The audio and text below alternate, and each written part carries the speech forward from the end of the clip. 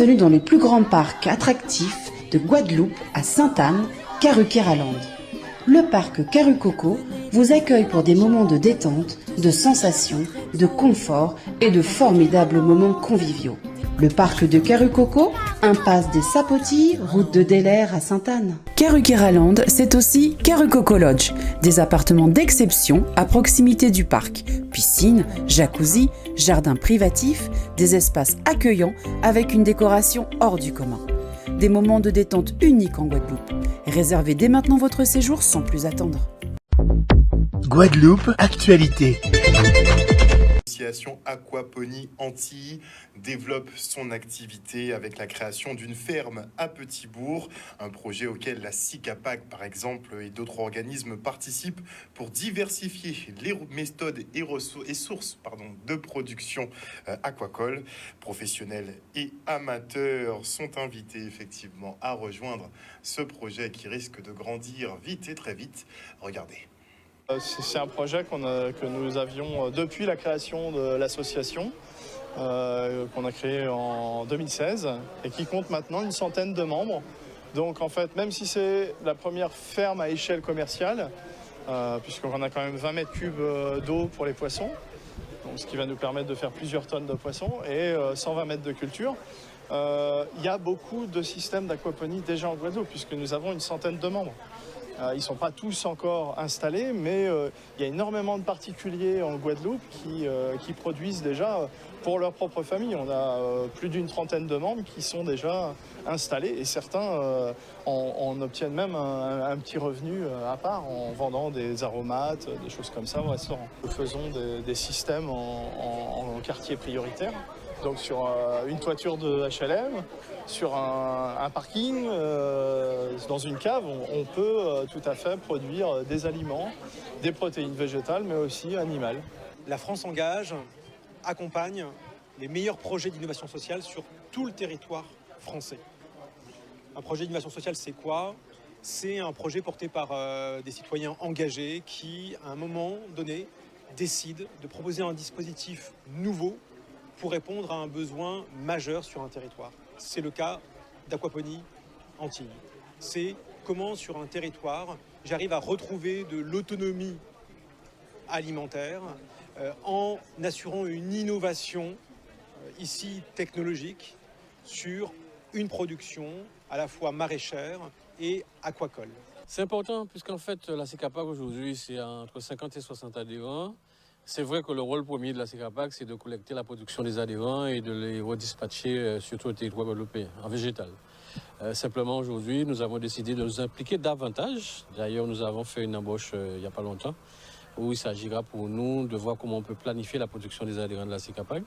Et donc, lorsque nous avons présenté ce projet-là, donc, nous avons là vu une opportunité, puisque voilà que sur très peu de superficie, on envisage de faire du volume.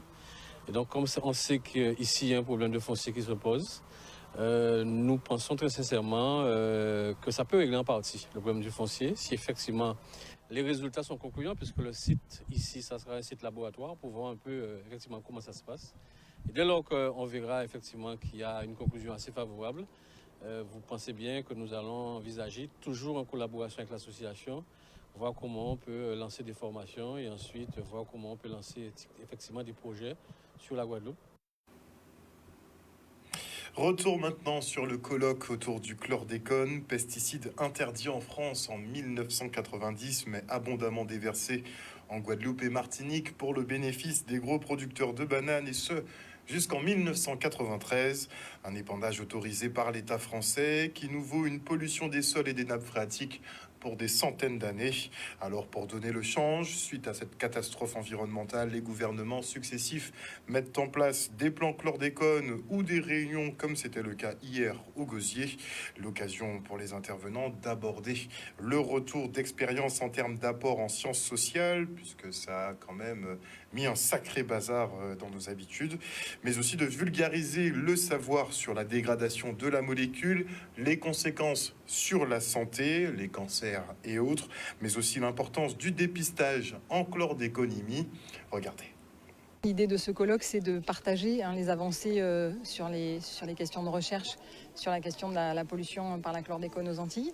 Sur ce colloque-là, il y aura différents points qui seront abordés. Particulièrement, un accent sera mis sur les apports en sciences sociales, qui étaient assez absentes du colloque précédent, et également des aspects sur les questions de dégradation de la molécule, mais aussi sur les aspects d'impact sur la santé. Ce colloque qui se veut vraiment être un colloque de vulgarisation, donc de coordination de l'ensemble des actions des chercheurs, et puis ensuite de vulgarisation, c'est-à-dire de le présenter aux journalistes, à vous, de présenter à la population, de présenter aussi aux enseignants pour qu'ils puissent être utilisés comme matériel pédagogique pour la suite, parce qu'il est important, et ça va dans le sens du plan Chlordécone 4, qui est celui de notre volonté d'aller vers les gens, pour leur expliquer les choses, pour leur montrer l'intérêt qu'il y a à se faire tester en chlordéconomie, qu'il y a l'intérêt à pouvoir se déclarer quand on est victime de pesticides ou quand on est malade. On fait faire des mesures à tous ceux qui le veulent, et à quoi ça sert? Et on a une valeur seuil, mais vous savez bien comme moi que pour peu que j'ingère ce soir un produit contaminé, demain je vais dépasser la valeur seuil alors que j'aurais rien consommé avant. Du coup, quel est le sens? Du coup, on aura une vraie table ronde sur ces questions-là. Premièrement, l'accès au fonds d'indemnisation des victimes de pesticides. On a une quarantaine de dossiers qui sont présentés, c'est trop peu, c'est beaucoup trop faible. On en est bien conscient, donc il y a un besoin d'information qui est clair. D'ailleurs, en dehors même de ce colloque, vous avez vu sur les médias, on a décidé de faire des spots pour que chacun puisse aller au devant et de poser des questions au moins sur l'indemnisation potentielle. Concrètement, nous allons organiser des ateliers, animer des ateliers qui rassembleront l'ensemble des disciplines. C'est-à-dire qu'il n'y aura pas un atelier pour les médecins, un atelier pour les agronomes. On souhaite avoir des ateliers vraiment intégratifs, inclusifs, pour permettre ce dialogue et justement aboutir peut-être à des propositions plus en ligne avec la démarche One Health et peut-être plus pertinentes pour la résolution de cette question assez critique. Mercredi après-midi, on aura un exposé qui montre comment, à partir des connaissances de devenir de la molécule dans l'animal, on est arrivé à faire un outil d'aide à la décision qui vient d'être validé avec des éleveurs. On a des recommandations pertinentes que si elles sont suivies, l'aliment que le consommateur aura à sa disposition sera dépourvu du chlordécone. Mais dans le sens qu'on on sera en dessous des limites qui présentent un risque. L'ensemble des équipes a fait l'effort de synthétiser ces résultats et ils seront disponibles sur le site Chlordécone Info. Dès la fin de la semaine, vous allez avoir accès à un ensemble de notes, de synthèses qui ont été, je l'espère, traduites en langage compréhensible. Et on rappelle que le parquet de Paris demande le non-lieu dans l'affaire de l'empoisonnement des populations guadeloupéennes et martiniquaises au chlordécone, ce qui a valu pas mal de manifestations justement en ce sens ce week-end. Et retour maintenant sur le salon de l'économie sociale et solidaire au hall des sports du Gosier. Le secteur de l'ESS regroupe les entreprises organisées sous forme de coopératives, mutuelles, associations ou autres fondations dont le fonctionnement et les activités sont basées sur la solidarité et l'utilité sociale. Le credo, c'est un peu l'humain au centre. Alors qu'ils soient producteurs de miel, spécialistes dans le recyclage de vêtements ou acteurs dans l'insertion, les entrepreneurs ont bien trouvé leur place. Regardez. Alors, c'est le salon de l'économie sociale et solidaire. Alors, jusqu'à présent, lorsqu'on faisait le mois de l'ESS, qui se déroule chaque année au mois de novembre, depuis une quinzaine d'années, mais nous, en Guadeloupe, depuis 4-5 ans, nous la faisons sous une forme plus ou moins bien organisée comme maintenant. Au cours de cette semaine, de ce mois de l'économie sociale et solidaire, où tous les acteurs de l'économie sociale et solidaire se laissent voir, montrent ce qu'ils font, et ça se fait de manière, chacun dans sa structure ou bien sur des territoires. C'est une manifestation qu'on a pensé à deux pour promouvoir ce secteur de l'économie sociale et solidaire qui regroupe l'ensemble des acteurs qui agissent pour une économie plus sociale et plus solidaire, donc une économie différente. L'objectif de cette journée, il était double pour nous, de pouvoir promouvoir l'impact de l'économie sociale et solidaire sur le territoire de la Guadeloupe, puisque l'ESS, c'est plus de 10 000 emplois sur le territoire, donc c'est pas rien. Donc le promouvoir auprès du grand public, montrer ce que l'ESS est capable de faire, ce qu'elle propose comme biens et services. Et le deuxième objectif était de faire réseau, permettre aux acteurs de se rencontrer, de se sentir appartenir à l'économie sociale et solidaire, quel que soit leur statut, association, entreprise, mutuelle, fondation, tous ceux qui ont fait le choix en tout cas d'entreprendre autrement, c'est-à-dire de produire de la valeur ajoutée qui n'est pas redistribuée aux actionnaires mais réinjectée localement dans les projets du territoire. En tant que jeune association, puisque nous n'avons que 3 ans d'existence, l'objectif était de montrer notre savoir-faire. C'était très important parce que nous sommes un atelier d'insertion, chantier d'insertion, et on touche le public féminin. Donc vraiment, c'était pour montrer le savoir-faire de ce que ces filles-là peuvent réaliser durant les 2 ans qui ont suivi leur parcours d'insertion. C'est très important pour nous car effectivement donc ça nous permet de pouvoir partager notre expérience sur les différents secteurs, voir justement aussi donc des projets éventuels avec les financeurs et aussi donc évoluer sur notre champ et montrer que le secteur donc de l'ESS c'est un secteur porteur sur la Guadeloupe et important. L'objectif est atteint, oui. Les premiers échos que j'ai des partenaires, c'est qu'ils sont très contents de se rencontrer.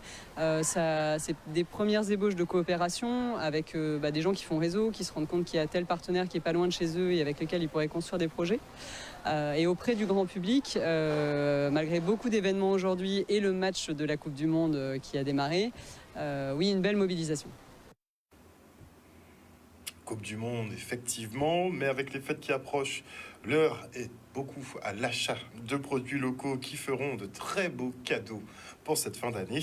À Lamentin, plus de 70 exposants étaient présents pour la 7e édition du Noël Mentin-Belle, une nouvelle promotion des circuits courts du producteur au consommateur, le meilleur moyen de savoir ce que l'on consomme. Regardez. Donc nous sommes là sur la 7e édition du Noël Mentin-Belle. Le Noël Mentin-Belle, écoutez, c'est un ensemble avec un village pour les enfants le vendredi qui était très très très beau. Et aujourd'hui, le grand marché de Noël avec 70 exposants, qu'ils soient agriculteurs, qu'ils soient restaurateurs, forains, artisans ou agrotransformateurs, donc qui sont là avec de très très très belles choses. Donc l'esprit même du Noël Mentin-Belle, c'est de permettre à la population de rencontrer les créateurs, les producteurs en live. C'est-à-dire que c'est un marché de rencontre du producteur au consommateur, donc en circuit direct. Donc les gens viennent, ils peuvent voir, toucher, parler avec celui qui produit même les produits, on va dire, et poser des questions, voir ce que c'est. Voilà, donc il n'y a pas d'intermédiation. Donc voilà, c'est comme ça que se passe l'esprit. Et surtout permettre justement d'animer la ville de Lamentin, faire des choses pour faire plaisir à cette population-là. Et je crois que nous mettons en 4 pour faire ça. La ville se met en 4. Vous avez vu qu'il y a les chapiteaux pour tout le monde. Tout le monde est sur chapiteau. Et puis là, on a ce bel espace qui est la salle des fêtes où les gens évoluent tranquillement à l'abri. Voilà l'esprit même du Noël Mentin-Belle. Marché Noël qui commune Mentin mettait pour toute communauté ensemble qui a fait des butins artisanales avec meilleur pour tout ensemble proposer avec tout le monde ça fait avec meilleur voilà. Ça fait plaisir pour tous les artisans. On a vécu 2 années et demie un peu compliquées. Donc pouvoir revenir à la rencontre du public, présenter ses produits, discuter, échanger, c'est vraiment intéressant. Et donc ça continue. C'était l'an dernier la nuit. J'ai préféré la nuit. Mais là, on est là chaque 15 heures. C'est pas mal aussi. L'esprit, c'est effectivement faciliter le vivre ensemble, permettre aux gens de se rencontrer. Un marché, c'est ça. Un marché, c'est toujours un lieu de rencontre.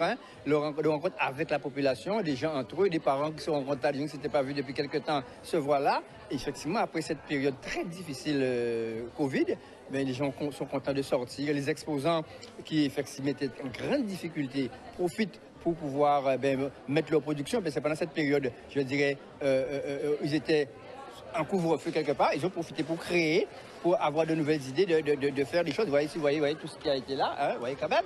Donc, ce sont des choses qui ont été construits, produits, caressés de main et de maître par les producteurs. Et là, on leur donne l'occasion de s'exprimer, de montrer à la population ce qu'ils font. Et voilà, je pense que là, il y a du monde en ce moment. Il y en a encore plus tard. Il y en a eu ce matin. Donc, nous sommes contents parce que, voilà, ça va bien. Et on enchaîne avec la 3e édition du Grand Marché de Petit Canal, Terre en Fête. Nous sommes ici sur le parking à côté de la maison de l'agriculteur où se tient la 3e édition de Terre en Fête. Les deux premières éditions se sont déroulées en 2018 et 2019. Et puis avec la crise Covid, on a été obligé d'arrêter la manifestation qui se préparait pour 2020. Et donc aujourd'hui que les choses sont plus propices, nous avons décidé de renouveler, de reprendre la 3e édition avec la Chambre des métiers, en partenariat avec la région Guadeloupe, en partenariat avec la communauté d'agglomération du Nord Grande Terre et bien sûr des partenaires privés et autres. Sans hésitation que la Chambre des métiers a répondu favorablement à cette manifestation, dans la mesure ce que la Chambre des métiers souhaite, c'est d'accompagner les artisans sur l'ensemble du territoire de la Guadeloupe dans l'organisation et la mise en place de ces genres de manifestations, les grandes foires, les grands salons, puisque nous sommes déjà présents au niveau national à la foire de Paris. La dernière grande manifestation, c'était la manifestation de la route du Rhum. Donc nous avons l'expérience, le savoir-faire. Et aujourd'hui, c'est cette expérience et le savoir-faire que nous apportons à Petit Canal. Aujourd'hui, il faut savoir qu'il est important d'accompagner le monde artisanal. Tous ces gens, toutes ces personnes qui s'investissent, qui donnent de leur savoir-faire, de leurs compétences pour pouvoir mettre en avant l'artisanat sur le territoire de la Guadeloupe. Donc il est important pour nous de leur offrir cette vitrine pour leur permettre d'être présents cette fin d'année, pouvoir vendre leurs produits, réaliser un certain nombre de chiffres d'affaires. Donc pour moi, c'est important que l'on puisse organiser cette 3e édition. Aujourd'hui, l'artisan, dès qu'on se réveille le matin, le premier geste à la bouche, c'est le pain. Donc l'artisan, dès le réveil, est présent. Et pendant toute la journée, nous sommes présents, puisque toutes les alimentations qui sont transformées, ça se passe avec les artisans du Guadeloupéen. Donc c'est cette valeur que nous voulons mettre en place, mais surtout accompagner l'artisanat d'art et toutes les variétés qui concernent tous les métiers de l'artisanat. On songera à faire les artisans aussi un peu quand même. Et aux Abîmes, on célébrait les marchandes à l'occasion de la fête patronale. Regardez. Les festivités de la fête patronale ont commencé depuis la semaine dernière. Aujourd'hui, c'est la fête des marchandes qui clôture cette fête patronale et puis après, nous aurons les autres activités. C'est une fête importante, la fête des marchandes. Il faut savoir que les marchandes ont contribué au commerce, à l'économie de la ville des Abîmes et chaque lundi, après la fête, nous les honorons. Et aujourd'hui, grâce dans ce contexte de la messe, elles sont venues. Vous avez vu comment elles ont fait l'effort de venir avec leur panier et nous les remercions vraiment. Le maire de la ville des Abîmes les remercie puisque juste après cette messe à laquelle vous avez assisté, nous les accueillons au niveau de l'Office du tourisme pour un petit causé, d'accord, sur le thème marchand d'hier et d'aujourd'hui. Donc elles vont remémorer, elles vont nous parler de leur travail, de leur commerce, comment est-ce qu'elles faisaient pour travailler. La plupart avaient des petits terrains, un petit terrain agricole et elles cultivaient les fruits et les légumes d'aujourd'hui. Les marchands, ça représente beaucoup pour nous parce que depuis que je suis élevée petit, ma grand-mère, elle était marchande. Mes parents étaient marchandes. C'est quelque chose que vous avez fait. Et c'est ma grand-mère qui a fonctionné les marchandes des Abîmes. Mais comme tout le monde est décédé là maintenant, mais moi, comme un petit enfant, je suis toujours là avec eux.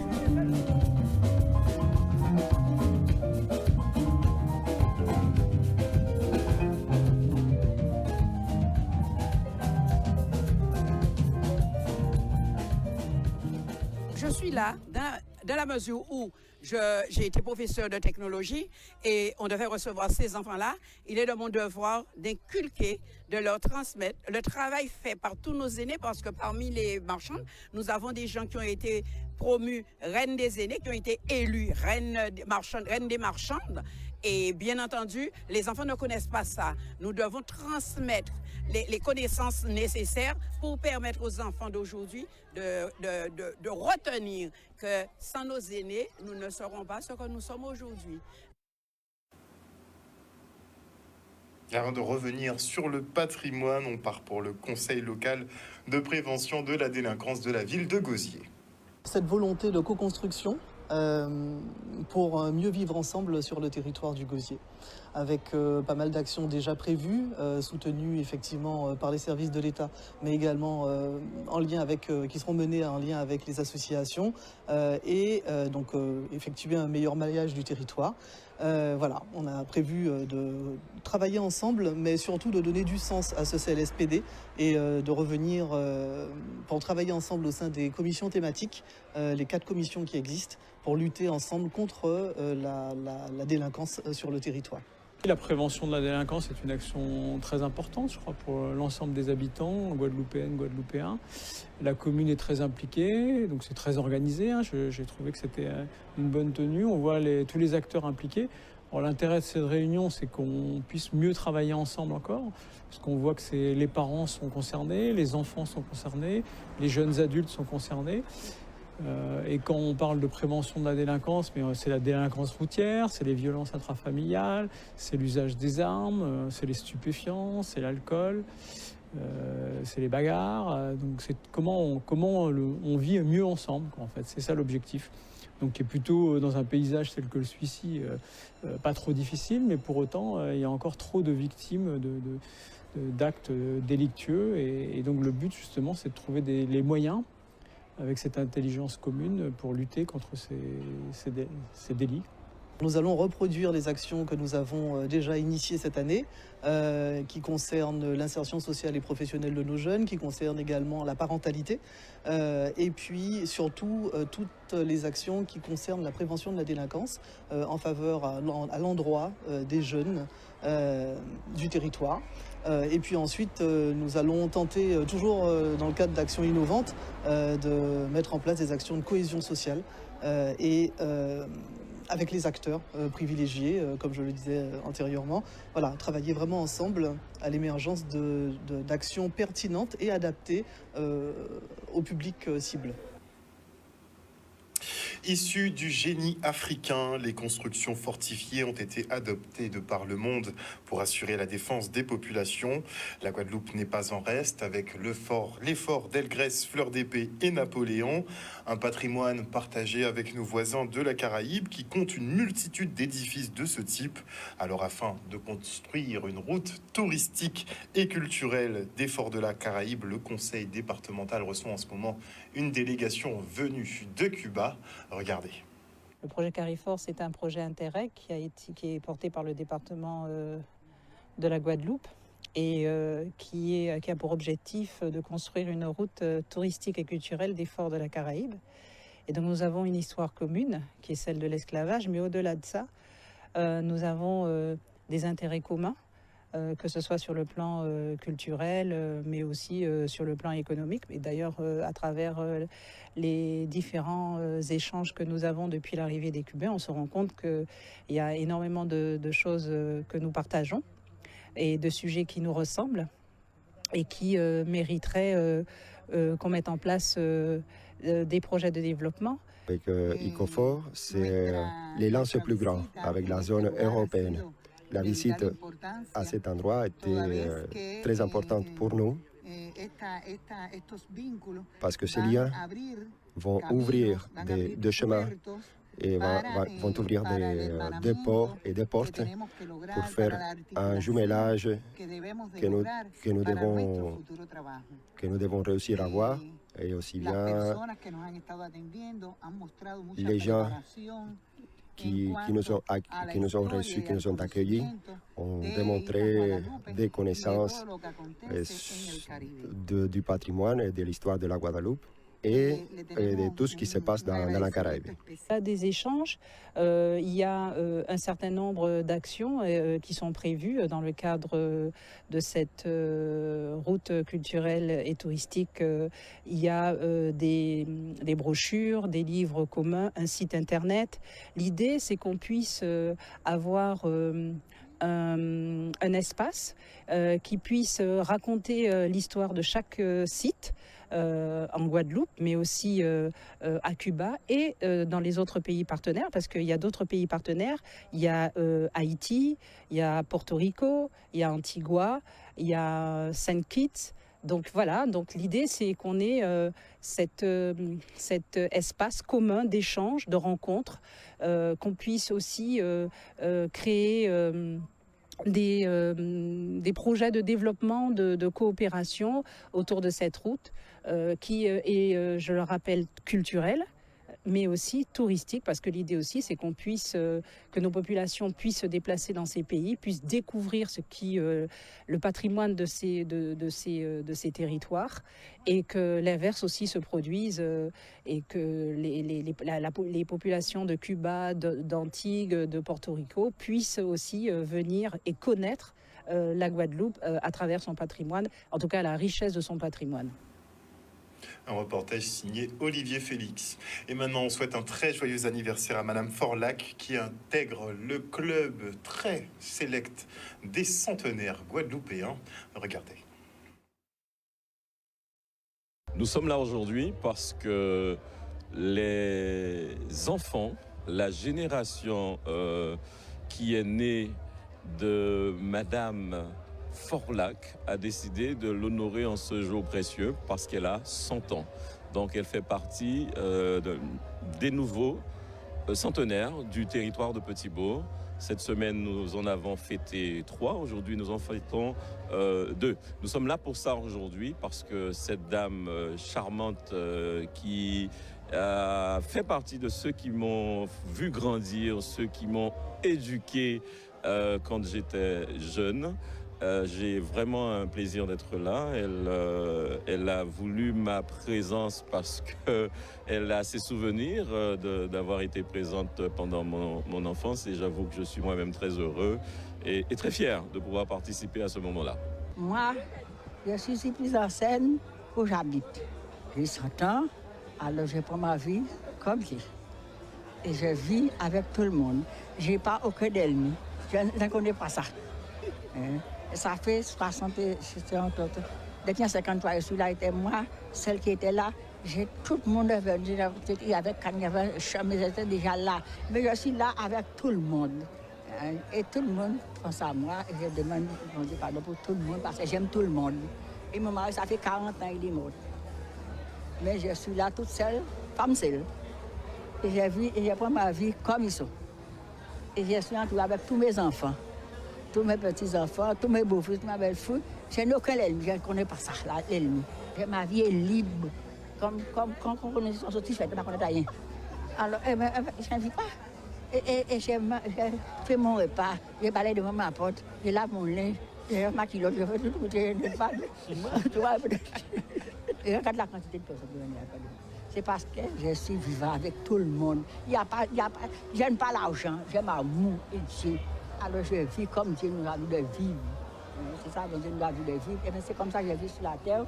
Je suis là. Je suis ici, même à cette porte-là. Et j'attends la mort. Je n'ai pas peur de la mort. Non, parce que je n'ai rien à regretter.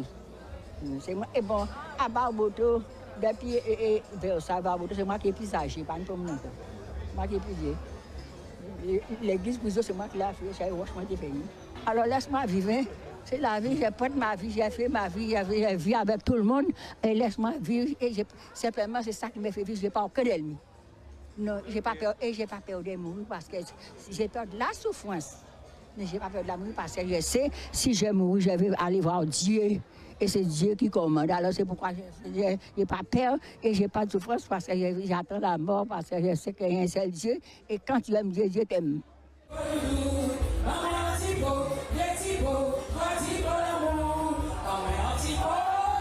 Enfin, tout le monde qui m'a pas encore vu combien de temps qu'on entend parler de moi, regarde la quantité de personnes qui sont là. pour celles qui me souviennent. Outremernews.fr, le site de l'actualité Outre-mer, 24 heures sur 24 et 7 jours sur 7.